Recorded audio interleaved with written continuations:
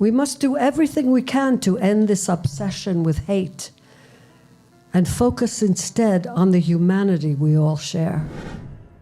And, you know, that's why people say he's unfit, or the books are saying it, but the more they say that about him, the more arrogant he gets. Hillary Clinton, oh, she's crooked, folks. She's crooked as a $3 bill. You should lock her up, I'll tell you. Lock her up is right. For what she's done, they should lock her up. Did Barbra Streisand just end Trump's whole career with a single interview? The iconic singer didn't hold back when she ripped into the former president, calling him a walking Wi-Fi dead zone for logic. While most celebrities tiptoe around political topics, Streisand went nuclear on live TV. She even addressed how Trump's behavior affects kids watching at home. And trust me, it wasn't pretty. The moment has everyone asking if this is the harshest celebrity takedown of Trump yet. Before we move on, I'd like to ask you a small favor. If you appreciate this content, please take a second to like this video and subscribe to the channel.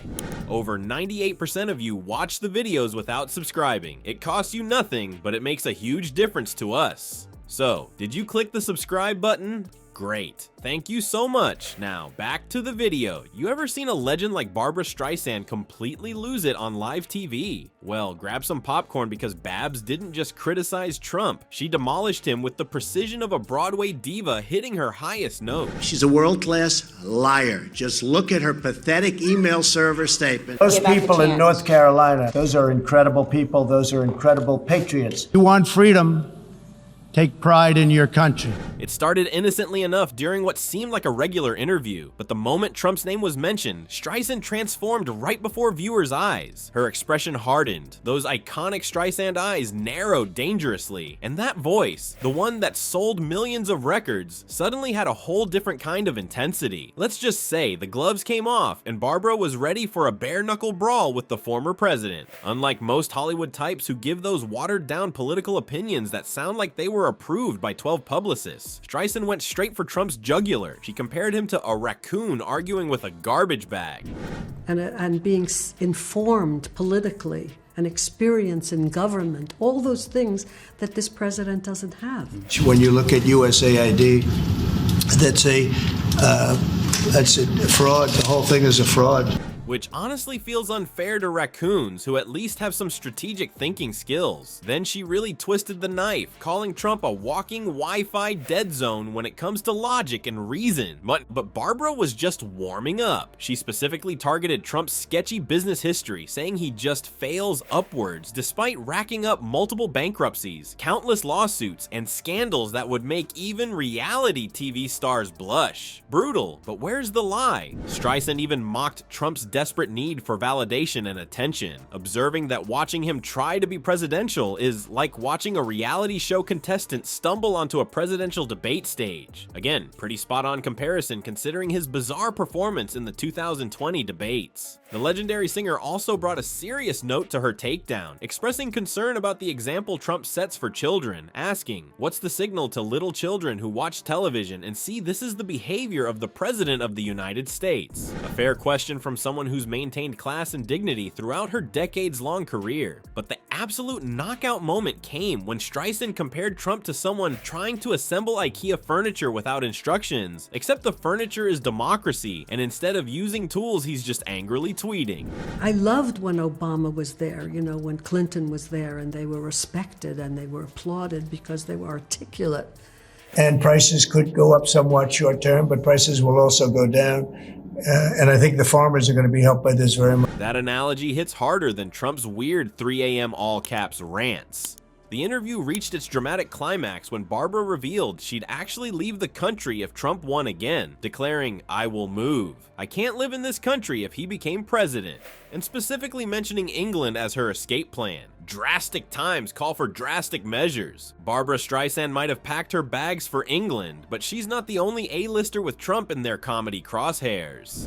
When professionals who roast people for a living decide Trump deserves special attention, the results are absolutely scorching. While Streisand delivered her takedown with that classic Broadway flair, comedian Wanda Sykes brought the ruthless precision that's made her stand-up legendary. Sykes didn't waste time with pleasantries when discussing the former president. Her assessment? He's a dick. He's just going to be a dick. Simple, direct, and honestly refreshing compared to the usual political tap dancing we see from celebrities. The dynamics of power between men and women. In other words, this is a complicated subject. We'll take a look at TikTok. We're looking at TikTok. We may be banning TikTok. We're not doing anything with TikTok. Joe Biden is responsible for banning TikTok. Sykes particularly enjoyed highlighting Trump's suspicious financial history with the comedic equivalent of a financial audit. In one particularly devastating joke, she mocked how this guy could bankrupt a lemonade stand yet struts around like a financial wizard while dodging lawsuits and tax returns like he's training for the Olympics. Even Trump's most loyal supporters had to struggle not to laugh at that one. But if you think Wanda was tough, Rosie O'Donnell's comments make her look like she was handling Trump with kid gloves. These two have history. We're talking about a feud that's older than most TikTok stars. And Rosie didn't hold back, calling Trump a cruel criminal and mentally unstable man in comments that immediately went viral. What's particularly telling about Rosie's criticism is how personal it got. Unlike political commentators who focus on policy, O'Donnell spoke from painful experience, describing how Trump attacked not only my physical appearance. They had conscience and consciousness and wisdom. Like Biden, I think he's done a good job. I think he's compassionate. He's smart. He supports the right things. How do you feel about the specter of a second Trump administration? Everything. My sexuality, my parenting, my wife. He went really bad. This wasn't just political disagreement. It was a woman speaking out about years of targeted harassment from a man who eventually became president. The internet practically burst into flames when O'Donnell declared Trump the worst thing that ever happened to the United States. Social media users couldn't share and comment fast enough, with memes spreading across platforms at record speed.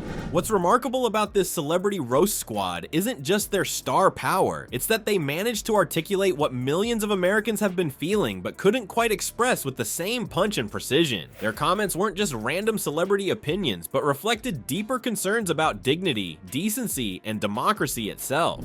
I will move.